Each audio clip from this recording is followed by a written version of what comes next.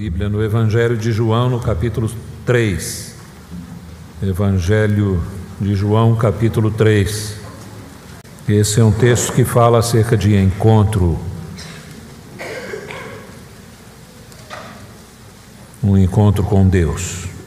Ora, havia entre os fariseus um homem chamado Nicodemos, um dos principais dos judeus. Este foi ter de noite com Jesus e disse-lhe: Rabi, sabemos que és mestre vindo de Deus, pois ninguém pode fazer estes sinais que tu fazes se Deus não estiver com ele. Respondeu-lhe Jesus: em verdade te digo que se alguém não nascer de novo, não pode ver o reino de Deus. Perguntou-lhe Nicodemos: como pode um homem nascer sendo velho? Porventura pode tornar a entrar no ventre de sua mãe e nascer? Jesus respondeu: em verdade te digo que se alguém não nascer da água e do Espírito, não pode entrar no reino de Deus. O que é nascido da carne é carne, e o que é nascido do Espírito é Espírito. Não te admires de eu te haver dito: necessário vos é nascer de novo. O vento sopra onde quer e ouves a sua voz, mas não sabes de onde vem nem para onde vai. Assim é todo aquele que é nascido do Espírito. Perguntou-lhe Nicodemos: como pode ser isto? Respondeu-lhe Jesus: tu és mestre em Israel e não entendes estas coisas? Em verdade te digo que nós dizemos o que sabemos e testemunhamos o que temos visto, e não aceitais o nosso testemunho. Se vos falei de coisas terrestres e não credes, como crereis se vos falar das celestiais? Ora, ninguém subiu ao céu, senão o que desceu do céu, o Filho do Homem. E como Moisés levantou a serpente no deserto, assim importa que o Filho do Homem seja levantado, para que todo aquele que nele crê tenha a vida eterna. Porque Deus amou o mundo de tal maneira que deu o seu Filho unigênito, para que todo aquele que nele crê não pereça, mas tenha a vida eterna. Que Deus abençoe em nossas vidas a sua palavra que acabou de ser lida. Oremos.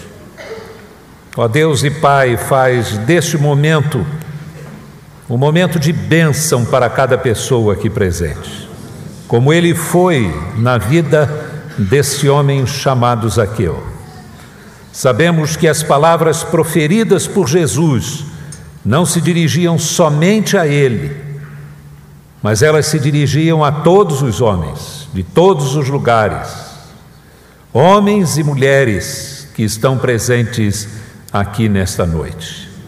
Derrama, pois, a tua graça sobre nós, confirmando em nossos corações a tua palavra pela operação poderosa do teu Santo Espírito, a quem damos toda a honra, e no nome de Jesus oramos. Amém.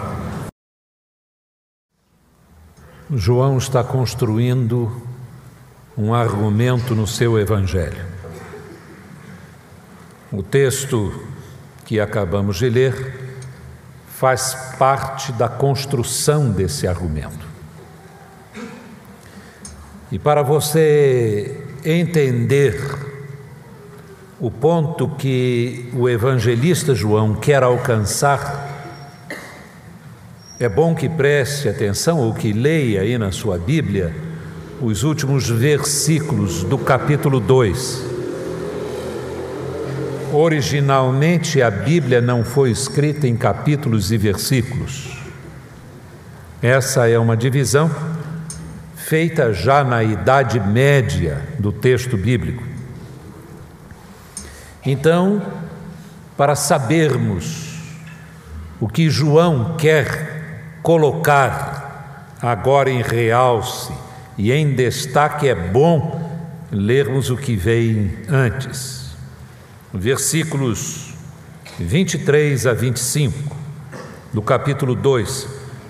Ora, estando ele, Jesus, em Jerusalém, pela festa da Páscoa, muitos, vendo os sinais que fazia, creram no seu nome. mas o próprio Jesus não se confiava a eles, porque os conhecia a todos, e não necessitava de que alguém lhe desse testemunho do homem, pois ele bem sabia o que havia no homem.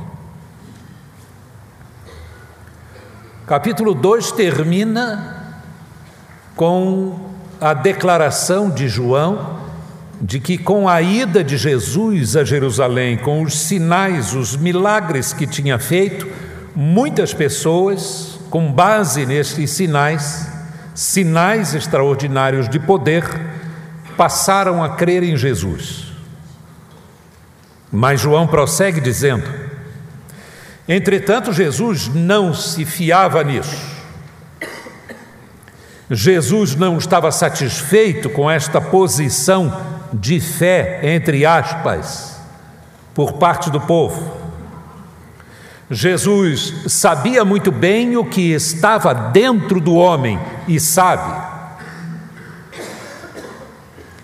O Evangelho de João, meus prezados amigos, tem como uma das grandes questões a questão da fé, do crer. João declara que ele narrou os sinais operados por Jesus para que, lendo, nós possamos crer. Mas ele prossegue dizendo: e crendo, tenhais vida em seu nome. Não se trata simplesmente de construir no coração de pessoas a fé, mas de construir no coração das pessoas uma fé que seja o tipo e a qualidade de fé através da qual a pessoa receba vida através do nome de Jesus. Não é qualquer tipo de fé que conduz uma pessoa a Deus. E este encontro de Jesus com Nicodemos vai ilustrar exatamente isso. Nicodemos foi procurar a Jesus de noite.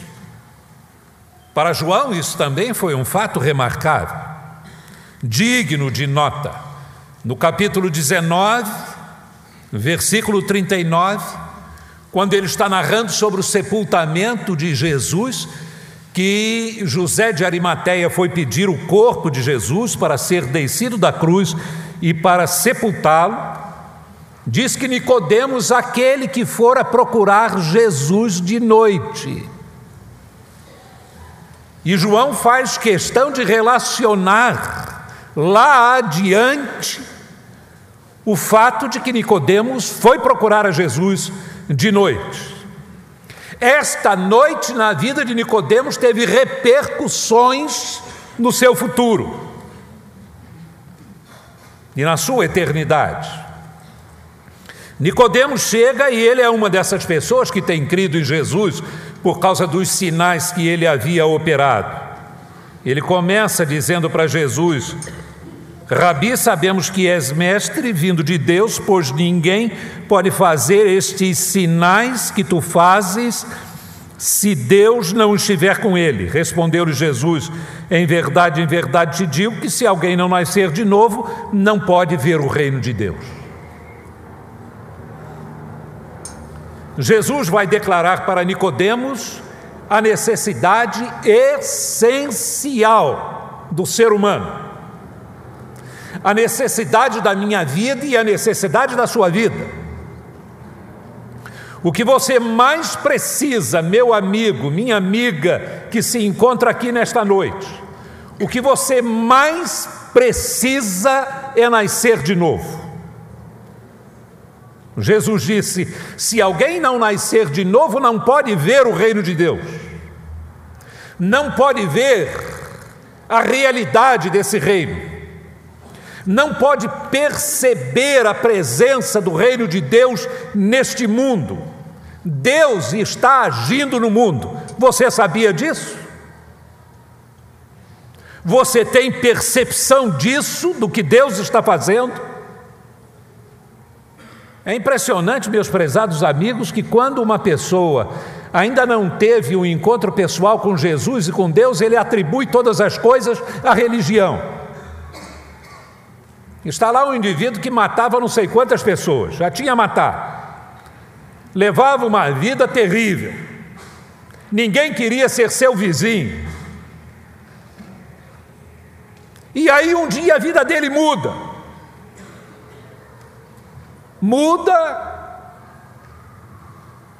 e muda de tal maneira que o rosto dele também muda.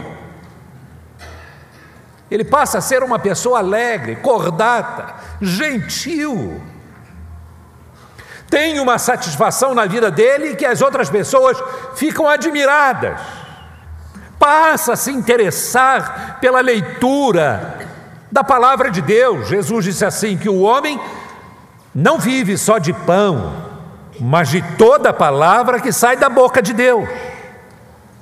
Ele passa a ter esse interesse de se alimentar espiritualmente com a palavra de Deus.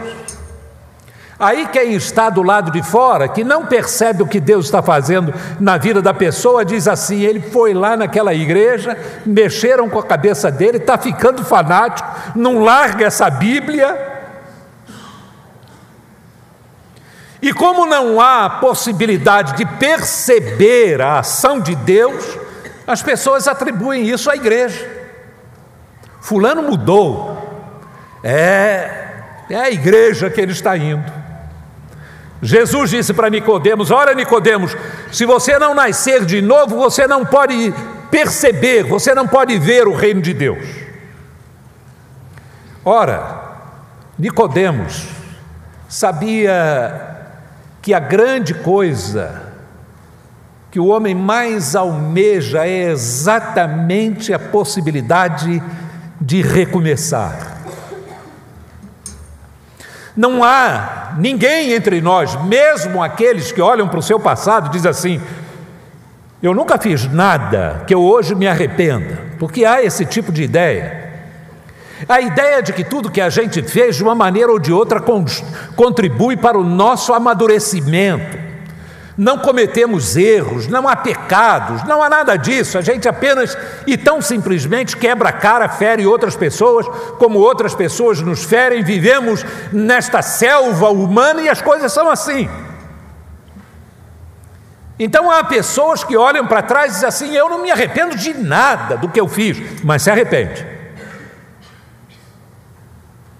Se pudessem começar de novo, não fariam as coisas da mesma maneira que fizeram. Se pudessem começar da estaca zero, com aquilo que já aprenderam, já perceberam, não repetiriam os mesmos erros. Não todos, pelo menos. Nicodemos sabe muito bem que todo homem gostaria disso. Agora, não é interessante, meus prezados amigos, que este Nicodemos, um príncipe em Israel, um dos principais em Israel, um homem religioso que cria em Deus, não lhe faltava nele fé em Deus. Ele diz de imediato para Jesus, ninguém pode fazer esses sinais se Deus não estiver com ele. Ele sabe da realidade da existência de Deus, sabe que Deus está agindo no mundo e poderosamente.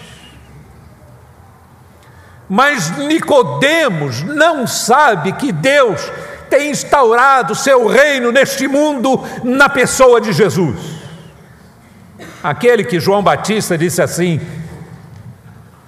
o reino de Deus está próximo, e que Jesus veio dizendo, é chegado a vós o reino de Deus.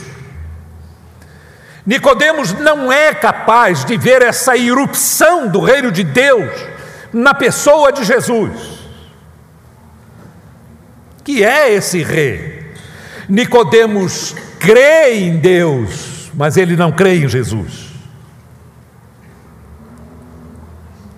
Sabem, meus prezados amigos, que essa era uma das situações dos discípulos de Jesus, depois de 3 anos andando com ele. Abra sua Bíblia no Evangelho de João, no capítulo 14.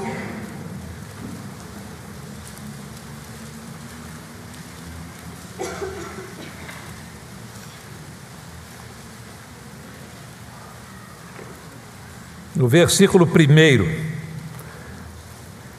não se turbe o vosso coração. Que mais? Credes em Deus. Que mais? Crede também em mim. Você, olhando para esse versículo, você percebe que há uma variação no verbo crer? Olha de novo. Credes em Deus, Jesus diz. Aí ele vira para eles e diz assim: crede também em mim. Aqui vai um pouquinho só de gramática. A primeira vez que aparece o verbo crer, credes em Deus, Jesus está usando o que nós chamamos de indicativo. Eu creio, tu crês, ele crê, nós cremos, vós credes. Eles creem. O modo indicativo é um modo, uma maneira verbal para indicar fatos.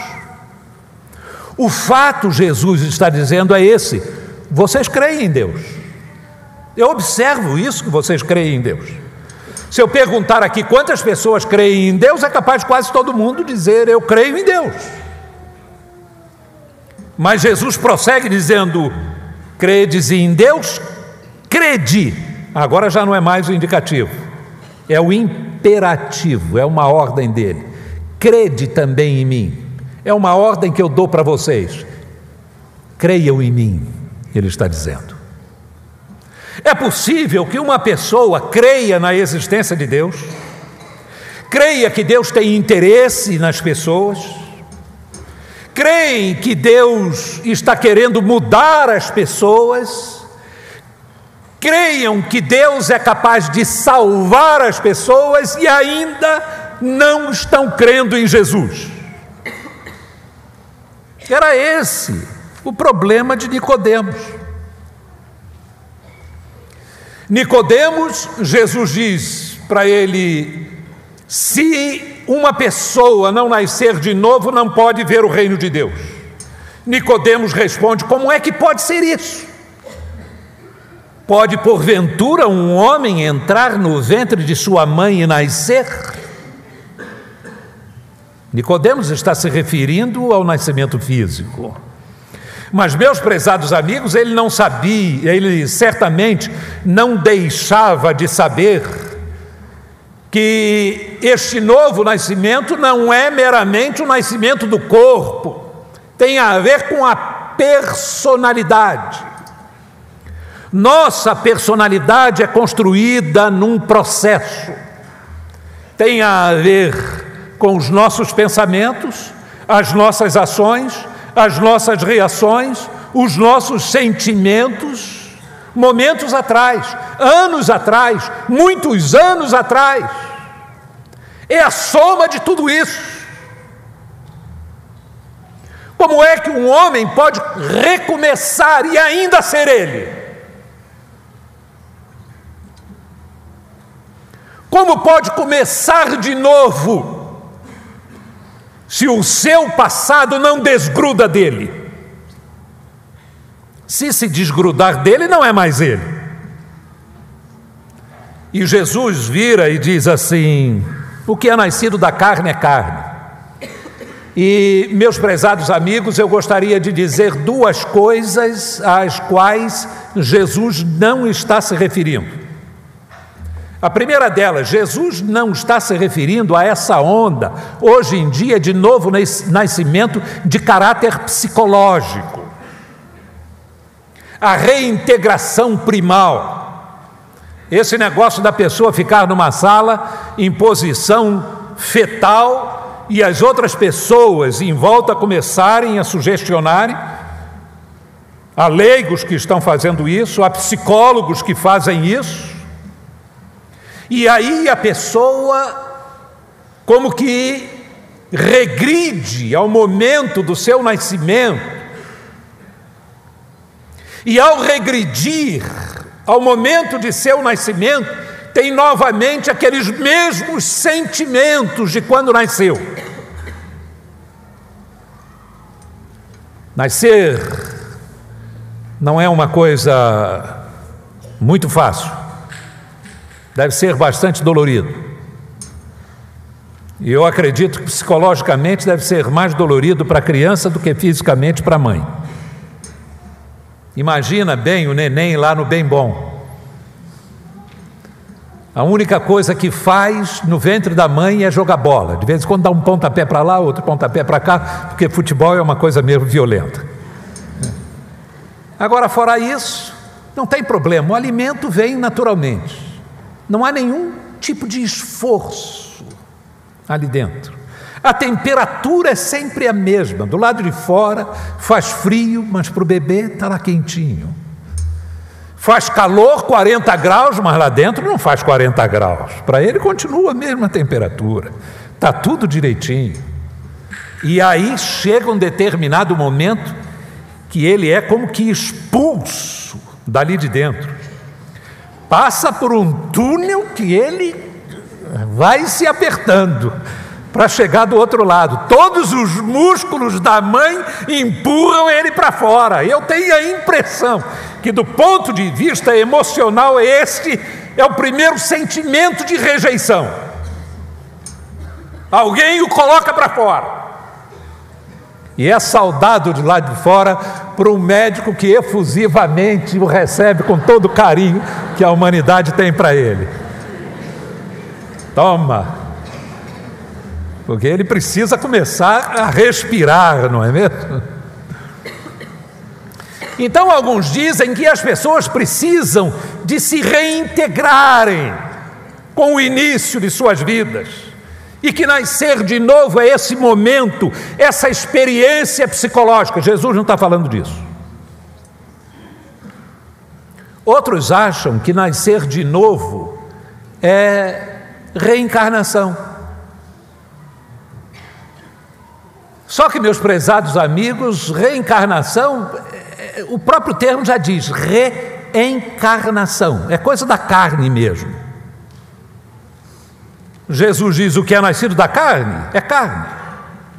Todo esse processo de construção da personalidade, isso se evapora.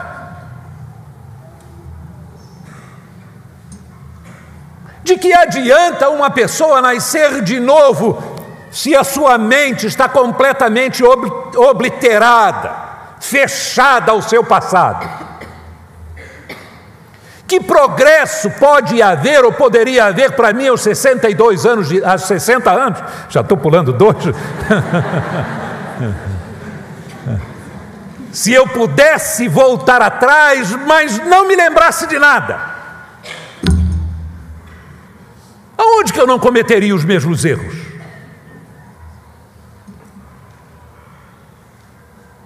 Se o meu eu está completamente desligado do meu eu real, que é o que eu era. Se eu perco o contato com o que eu fui, o que eu aprendo do que fui? Então alguns dizem assim: mas a pessoa vem aqui para serem purificadas. Isso significa para ganhar pancada. Você fez coisa errada, você vem aqui e agora você vai pagar por isso.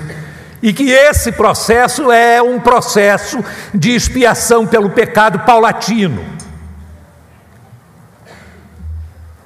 Ora, meus prezados amigos, isso é não entender a doutrina de Jesus, a razão por que Jesus veio a este mundo e o propósito de Deus para as nossas vidas. Jesus vai dizer para Nicodemos: Nicodemos, o que é nascido da carne é carne, o que é nascido do Espírito é Espírito. E é interessante no versículo 6, que o tradutor fez questão de colocar com bastante lucidez o que é nascido do Espírito, com letra maiúscula, o E maiúsculo, é Espírito com E minúsculo. Em outras palavras, isso vem do Espírito de Deus. Jesus estava se referindo a um texto do Velho Testamento que Nicodemos certamente conhecia muito bem. É de Ezequiel capítulo 36. Ezequiel capítulo 36. Pode abrir a sua Bíblia. Água e Espírito. Jesus está falando de purificação e vida. Ezequiel capítulo 36, versículo 25. Então aspergirei água pura sobre vós e ficareis purificados de todas as vossas imundícias e de todos os vossos ídolos vos purificarei. Também vos darei um coração novo e porei dentro de vós um espírito novo e tirarei da vossa carne o coração de pedra e vos darei um coração de carne. Ainda porei dentro de vós o meu espírito. E farei que andeis nos meus estatutos e guardeis as minhas ordenanças e as observeis. Jesus está dizendo para Nicodemos o que Nicodemos conhecia do Velho Testamento. Ele está relacionando água e espírito a esta grande promessa de Deus de purificação dos pecados e de derramamento do seu espírito no coração das pessoas. Em outras palavras, Jesus está dizendo que as pessoas precisam ter vida e que esta vida vem de Deus. Ele vai prosseguir para dizer isso. Ele dá o seu testemunho. A partir do versículo 12, ele esclarece a Nicodemos com uma ilustração. Se vos falei de coisas terrestres e não credes, como crereis se vos falar das celestiais? Ora, ninguém subiu ao céu, senão que desceu do céu, o Filho do Homem.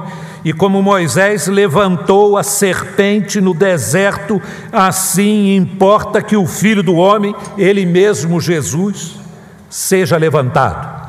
Está falando da sua morte na cruz. Ele está dizendo: eu vou ser levantado um dia.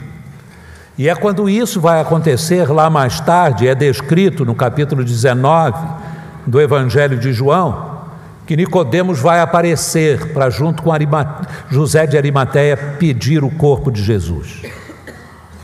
Membro do Sinédrio que condenou Jesus à morte, Nicodemos não tem receio de ir contra o Sinédrio para demonstrar que ele cria em Jesus.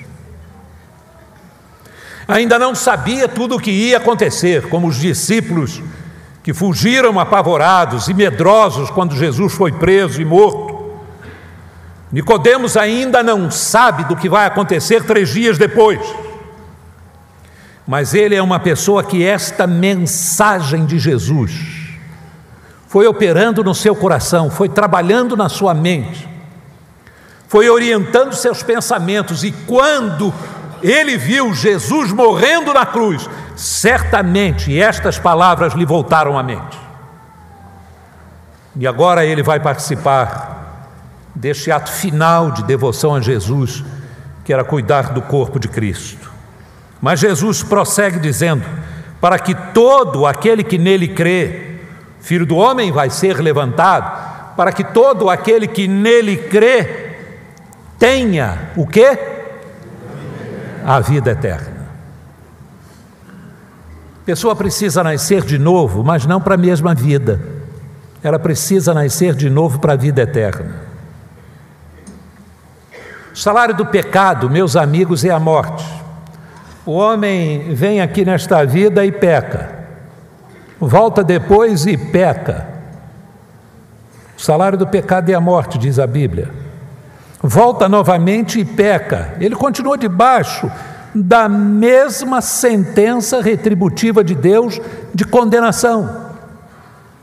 Se pudesse vir aqui bilhões de vezes, seria condenado por Deus.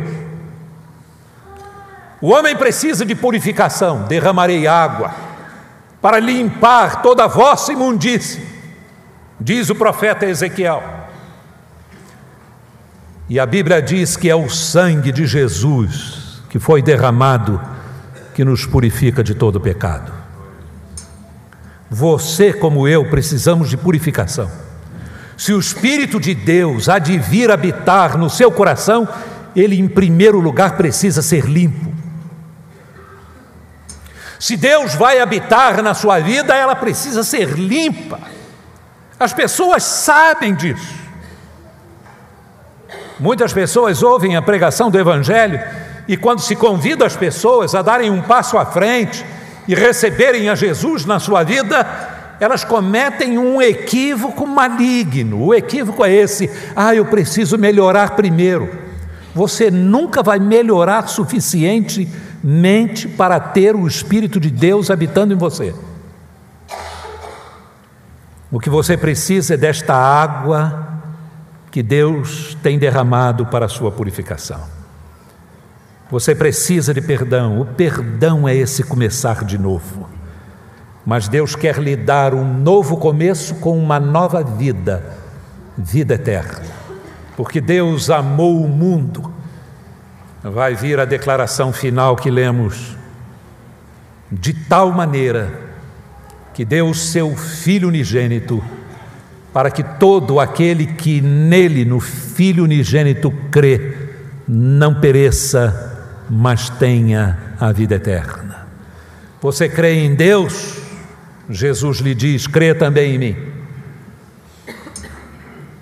Todo aquele que nele crê, no Filho de Deus que foi levantado, diz o verso 15, tenha a vida eterna. Você quer começar de novo?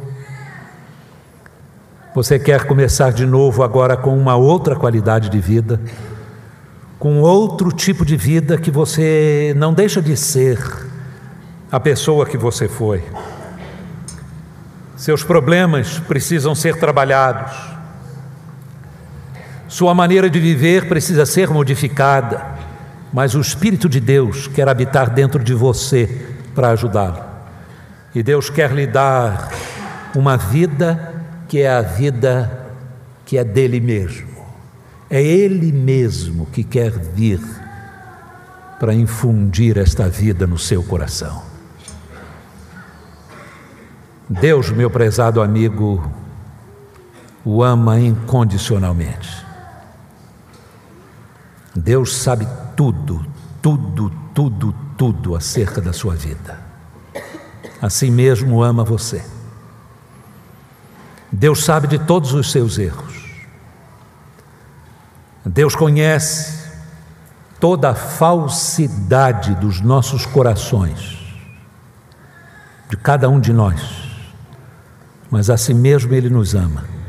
E Ele diz assim: eu quero começar uma obra na sua vida. Eu quero limpar você. Eu quero entrar na sua vida e fazer parte dela. Eu quero mudar você de dentro para fora. Igreja pode mudar as pessoas de fora para dentro. Pode dar um palavreado diferente. Começa a chamar os outros de irmão, o Senhor, o irmão. O Senhor está operando. Glória ao Senhor, aleluia. Você pode começar a dizer um monte de coisa igual crente. Igreja pode ajudar cada pessoa a fazer isso. Um outro vocabulário, um jeitão de crente. Pode dizer para você: olha, não corte o cabelo assim, não use batom de tal cor, não use roupa assim e assado, não haja assim e assim. Para com esse negócio de ficar bebendo chope. Igreja pode dizer um monte de coisas para você. Olha, meu filho, pare de fumar porque isso faz mal à saúde. Faz mesmo, todo mundo sabe. E você pode mudar uma porção de coisas do lado de fora. Igreja pode fazer isso. Mas igreja não pode mudar ninguém do lado de dentro. Só Deus pode fazer isso. E é isso que Deus quer fazer na sua vida. Ele quer entrar lá no fundo, onde estão as suas motivações mais íntimas. Ele quer de início mudar a sua natureza e fazer de você um filho dele. Quer purificar os seus pecados e quer lhe dar vida eterna para sempre. Você não vai precisar voltar aqui para pagar os seus pecados, porque Jesus já pagou por eles na cruz. Você não vai precisar vir aqui milhões de vezes para se aperfeiçoar, porque essa é a obra do Espírito de Deus lá dentro de você, se você abrir o seu coração. Você não vai precisar de nascer de novo não sei quantas vezes, porque não é isso que a Bíblia ensina. O que a Bíblia ensina é que a pessoa precisa nascer de novo uma vez só.